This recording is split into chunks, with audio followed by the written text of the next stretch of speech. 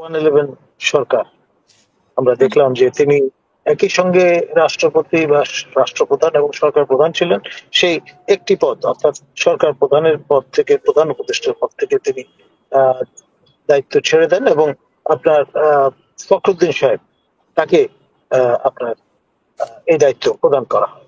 Ultimately এই যে রেফারেন্সটা সেটা কিন্তু ভবিষ্যতে অ্যানালিস্টরা ব্যবহার করবে। আর ডি জুরো সেন্সে আপনার একটা বিপ্লবের যে লেজিটিমেসি সেটি নিয়ে প্রশ্ন তোলার সুযোগ তৈরি হয়ে যায় এর মধ্য দিয়ে। মানে খুব সহজ সরল ভাবে সাদামাটা ভাবে দেখবার সুযোগ কিন্তু নেই। এই বিপ্লবের অগ্রসৈনিকেরাই আপনার অবস্থান নিয়েছিলেন, কারণ এছাড়া কোনো গত্যন্তর ছিল না। তারা যদি তাদের সঠিক পরিচয় ব্যবহার করতে যেতেন ডেফিনেটলি ছাত্রলীগ তো তাদের স্পেয়ার করতো, মেরে ফেলত। দেখুন আপনার 111 যখন ঘটে তার বছরখানেক আগে Harry K Thomas, his excellency ambassador of America to Bangladesh, তিনি একটা সতর্কবাণী উচ্চারণ করেছিলেন যে আমাদের রাজনীতিবিদরা যদি ঘুম থেকে জেগে না ওঠেন তাহলে আপনার ভয়ঙ্কর একটা কিছু ঘটবে সামনে বাংলাদেশে। এখন কে কার কথা শুনে কনভিনিয়েন্টলি বিষয়টাকে হালকা হয়ে নেওয়া হয়েছে এবং পরে যখন ঘটনাটি ঘটে গেল এমন একটি অজুহাত বা কারণ দেখিয়ে আপনার লেক ক্যাসল নামে আপনার গুলশানে লেকের পাশে হোটেল আছে, তো সেখানে আপনার ওই জাতিসংঘের দুইজন কর্মকর্তা, যত মনে পড়ে একজন নেপালি নাগরিক আর একজন বেলজিয়াম, তারা একটা স্যুট ভাড়া করে আপনার সেখানে অফিস খুলেছিলেন, মানে রেসিডেন্সিয়াল কাম অফিস, রেসিডেন্স কাম অফিস এই ধরনের। এবং সেখানে আপনার তারা ঘোষণা দিলেন যে তারা এটা গুটিয়ে চলে যাবে।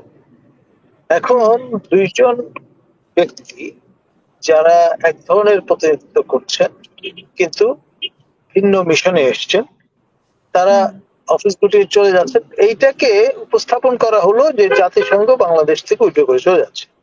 খুব স্কিলফুলি এই গিমিকটা ব্যবহার করে জাল মঈনুদ্দিন আপনার এই কুদিতা এক অর্থে আমি বলবো, আমাদের শ্রদ্ধেয় লেফটেন্যান্ট জেনারেল আমিনুল করিম স্যার তখন military secretary to the president ছিলেন।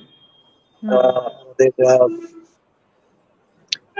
যারা গিয়ে সেখানে হাজির হয়েছিলেন যতদূর মনে পড়ে ওয়ান স্টার জেনারেল জেনারেল বারি তিনি গিয়েছিলেন বঙ্গভবনে, এবং আমাদের তৎকালীন মহামান্য রাষ্ট্রপতি ইয়াজউদ্দিন আহমেদ স্যার, আমাদের জ্যেষ্ঠ কলিগ, তিনি প্রথমে মানে অনিচ্ছুক ছিলেন, কিন্তু তারপরেও তাকে ইন এ ওয়ে আন্ডার ডিউরেস আপনার কবুল করতে হয়েছে এবং তার ফলেই 111 সরকার আমরা দেখলাম যে তিনি একই সঙ্গে রাষ্ট্রপতি বা রাষ্ট্রপ্রধান এবং সরকার প্রধান ছিলেন।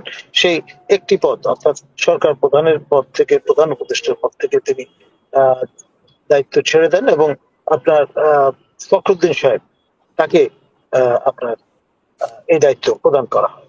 এই যে একটা এক ধরনের গিমিকের মাধ্যমে খুব কায়দা করে এই যে স্টেজ করা হলো কাইন্ড অফ কুদিতা, সেটি সফল হয়েছে এবং আপনার এই যে সাফল্য সেটি কিন্তু নৈতিকভাবে বলা যায় না যে জাতিসংঘ অফিসিয়াল অ্যাপ্রুভালের মধ্য দিয়ে বা একটা ম্যান্ডেটের মধ্য দিয়ে কাণ্ডটি ঘটেছে।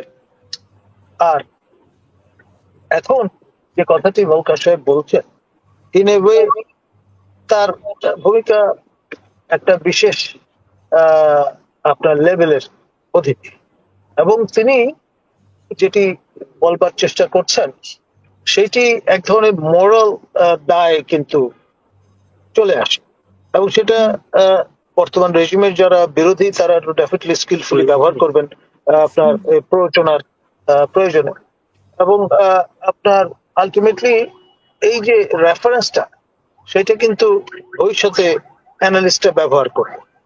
আর ডি জুরো সেন্সে আপনার একটা বিপ্লবের যে লেজিটিমেসি সেটি নিয়ে প্রশ্ন তোলার সুযোগ তৈরি হয়ে যায় এর মধ্য দিয়ে।